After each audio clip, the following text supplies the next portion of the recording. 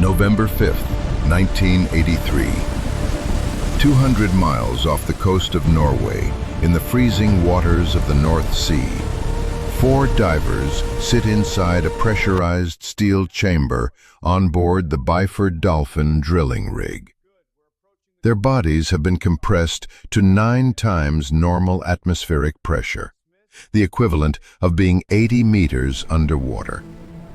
At this pressure, the gases dissolved in their blood, their tissues, every cell in their body exist in a fragile equilibrium, one that depends entirely on the steel walls surrounding them to stay intact. In a few moments, a single mechanical clamp will be opened, 4 milliseconds too early. And in 0.02 of a second, 9 atmospheres of pressure will try to escape through an opening the size of a human body. What happened next was so violent, so instantaneous, that the human nervous system couldn't even register pain. This is the story of the deadliest diving accident in history, and the engineering failure that should have been impossible. By the early 1980s, the North Sea had become one of the most valuable and most dangerous industrial frontiers on Earth. Beneath its freezing, storm-battered surface lay billions of barrels of oil and trillions of cubic feet of natural gas. Countries like Norway and the United Kingdom were racing to extract it, and the demand for deep-sea infrastructure was exploding. But there was a problem. The wellheads, pipelines, and drilling equipment that made extraction possible sat on the seabed, sometimes 80 to 100 meters below the surface. Robots weren't advanced enough for the job. Somebody had to go down there with their hands. This is where saturation divers came in. These weren't recreational divers. These were elite specialists who lived for days or even weeks inside pressurized steel chambers on the deck of offshore rigs, breathing a carefully controlled mixture of helium and oxygen. Their bodies were kept at the exact pressure of the ocean floor where they worked. When a job needed doing, they climbed into a diving bell, were lowered to the seabed, worked for hours in near-zero visibility and freezing temperatures, and then returned to their pressurized chambers. The pay was extraordinary, among the highest in the offshore industry. But the risks were unlike anything in conventional diving, because saturation diving relied on one absolute, non-negotiable principle. At 9 atmospheres of pressure, the gases a diver breathes, primarily helium and oxygen, dissolve into every fluid in the body: blood, spinal fluid, the liquid inside cells. This is normal, and at depth, it's harmless.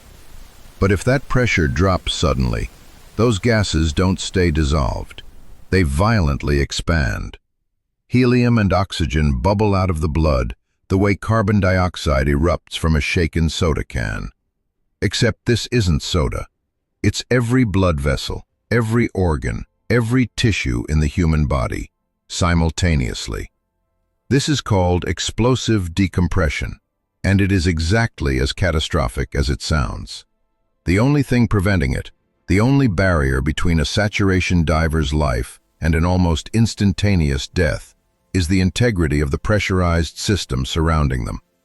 The Byford Dolphin was a semi-submersible drilling rig built in 1974, operated by the Norwegian company Dolphin Drilling. By November 1983, it was stationed in the Frigg gas field, one of the richest natural gas deposits in the North Sea, roughly 200 miles off the Norwegian coast. On board was a saturation diving system that housed some of the most experienced commercial divers in the industry. To understand what went wrong, you first need to understand the system these men were living inside. The Byford Dolphin's saturation diving complex consisted of several interconnected components, each one critical. First, the living chambers. These were two cylindrical steel pressure vessels, each roughly 3 meters long, where divers ate, slept, and rested between dives. Inside, the atmosphere was maintained at 9 atmospheres, 9 times the pressure at sea level, matching the pressure at their working depth of approximately 80 meters. The air they breathed was a mixture of roughly 96% helium and 4% oxygen, because at 9 atmospheres, normal air would become toxic. Second, the diving bell. This was a pressurized steel capsule, roughly the size of a phone booth, used to transport divers between the chamber and the seabed. The bell was lowered on a cable through the ocean to the work site, and when the divers were done, it was raised back to the rig. Third, and this is the critical component, the trunk. The trunk was a short, cylindrical steel passage that connected the diving bell to the living chambers. Think of it as an airlock between two pressurized spaces. When the bell docked onto the chamber system, the trunk allowed divers to crawl from the bell into the chambers without ever being exposed to the outside atmosphere. At each end of the trunk, there was a heavy steel door that could be sealed shut to isolate the bell from the chambers. And finally, the clamp. On the outside of the trunk, a single large mechanical clamp physically held the diving bell against the chamber system. This clamp was the only thing maintaining the pressure seal between the bell and the chambers when they were connected. It was operated manually by a crew member on the outside of the system, someone called the dive tender, who was not under pressure. Now here's where the design becomes dangerous. The entire disconnection procedure, separating the bell from the chambers, required a precise sequence of steps. First, all divers had to exit the bell and enter the living chambers.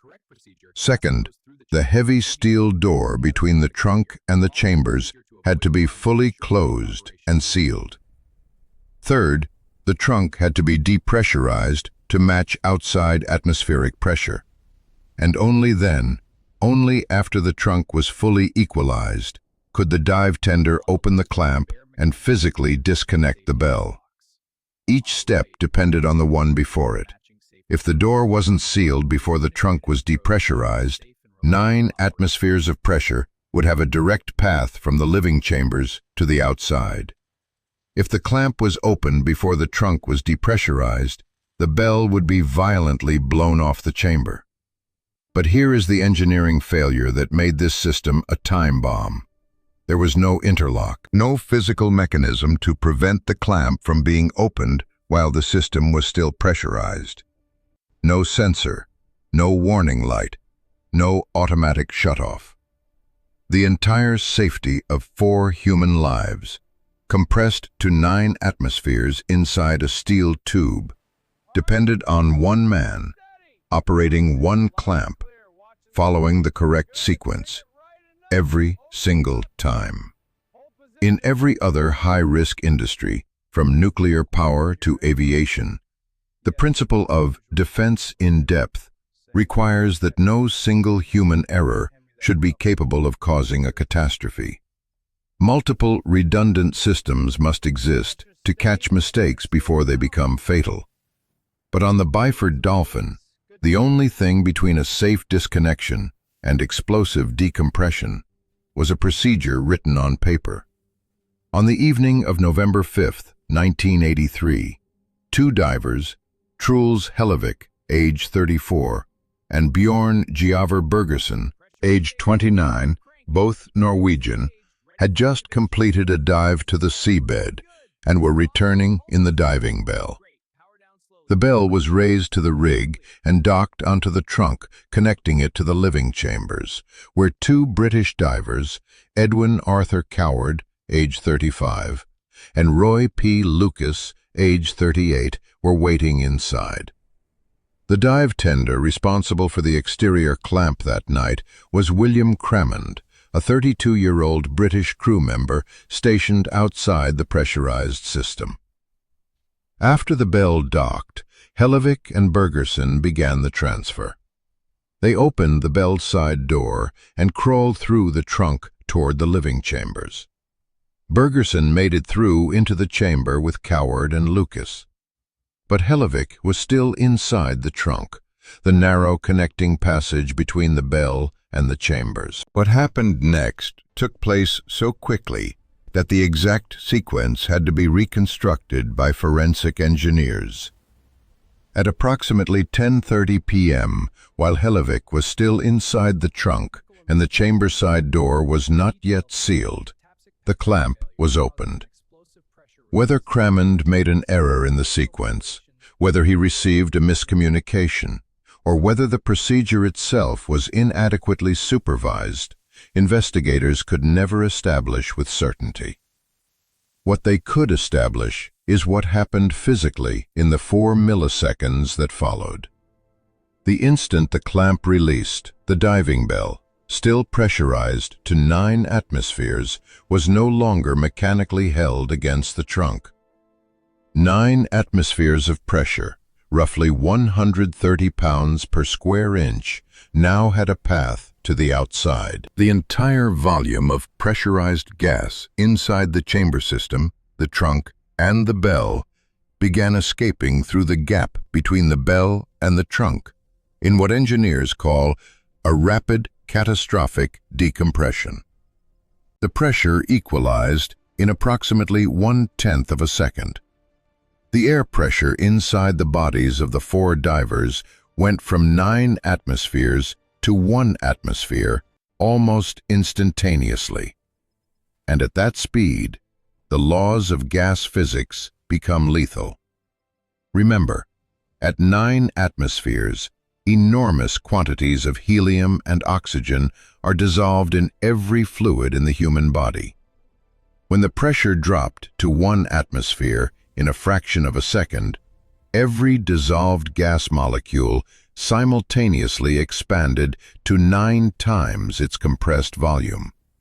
The blood of all 4 divers literally boiled, not from heat, but from the sudden, violent expansion of gas bubbles forming in every blood vessel, every organ, every tissue at once. Bjorn Bergersen, Edwin Coward, and Roy Lucas, who were inside the living chamber, died instantaneously from massive internal trauma caused by the explosive formation of gas bubbles throughout their circulatory systems. Their internal organs sustained catastrophic damage in milliseconds. Autopsies would later reveal that all blood circulation had ceased before the nervous system could transmit a single pain signal. They felt nothing. But Truls Hellevik, who was inside the trunk, the narrow passage directly connected to the opening where the bell separated, was subjected to something far worse. The full force of 9 atmospheres of escaping pressure was directed through the trunk, and Hellevik's body was directly in its path. The pressure differential forced his body through an opening that was significantly smaller than his frame. The forces involved were so extreme that his remains were found scattered across the rig deck and even recovered from the sea surface up to 10 meters away. William Cramond, the dive tender, was struck by the diving bell and the clamp mechanism as they were violently ejected by the escaping pressure. He was killed instantly. In less than 1 second, 5 men were dead. 3 inside the chamber, 1 in the trunk, and 1 outside. The only thing that could have prevented it, a mechanical interlock on the clamp, did not exist. In the immediate aftermath, the crew aboard the Byford Dolphin were in shock. The explosive sound of the decompression had been heard across the entire rig. Workers found wreckage, debris, and human remains scattered across the deck. The diving bell, no longer held by its clamp, had been violently displaced from the trunk. Emergency services were contacted, and the Norwegian authorities launched an investigation. But for the families of the 5 men, answers would take years. Truls Hellevik was 34 years old, a Norwegian saturation diver with years of experience. Bjorn Giæver Bergersen was 29, also Norwegian, one of the younger divers in the crew. Edwin Arthur Coward was 35, British. Roy P. Lucas was 38, also British, the oldest of the 4 divers. William Cramond was 32, British, working as the dive tender. 5 men, all of them experienced professionals. All of them had done this exact procedure dozens of times before. None of them had any reason to believe that November 5th would be different from any other night in the North Sea. The autopsies, conducted by Norwegian forensic pathologist Dr. Niels Gruner, remain some of the most studied in diving medicine. The findings confirmed what engineers had already suspected. The decompression occurred far too rapidly for the human body to sustain any form of structural integrity. The 3 divers inside the chamber showed massive gas embolism in every major organ. Hellevik's autopsy documented injuries consistent with forces that exceeded anything survivable by several orders of magnitude. But perhaps the most disturbing finding was also the most clinically significant. All evidence indicated that death was faster than the speed of nerve conduction. The human nervous system transmits pain signals at roughly 80 meters per second. The decompression event was complete in under 100 milliseconds. The men's bodies were destroyed before a single electrical signal could travel from any pain receptor to the brain. They never knew what happened. The Norwegian investigation into the Byford Dolphin accident would become one of the longest and most contentious in offshore industry history. It took over a year before a preliminary report was released, and the final findings sparked outrage among the families and the diving community. The investigation concluded that the primary cause was the opening of the clamp before the trunk door was sealed, a procedural error by the dive tender. But it also identified the critical engineering failure that made the accident possible: the complete absence of a mechanical interlock on the clamp system. There was no physical mechanism to prevent the clamp from being opened while the system was pressurized. No sensor to detect whether the trunk door was sealed. No automated shutdown if the sequence was performed incorrectly. In a system where the pressure differential between the inside and outside was 130 pounds per square inch, where a single mistake meant instant death, the only safeguard was a written checklist and the attention span of one human being at the end of a long shift on a North Sea oil rig. The families of the victims fought for years for compensation and accountability. They argued that the system was inherently unsafe by design, that the absence of an interlock wasn't just an oversight, but a fundamental violation of basic engineering safety principles. In 2009, 26 years after the accident, the Norwegian government finally awarded compensation to the families. But no criminal charges were ever filed. No company was held formally responsible. Today, every saturation diving system in the world is required to have mechanical interlocks that physically prevent disconnection while the system is pressurized. Multiple redundant sensors monitor pressure in every compartment. Automated safety systems can override human error.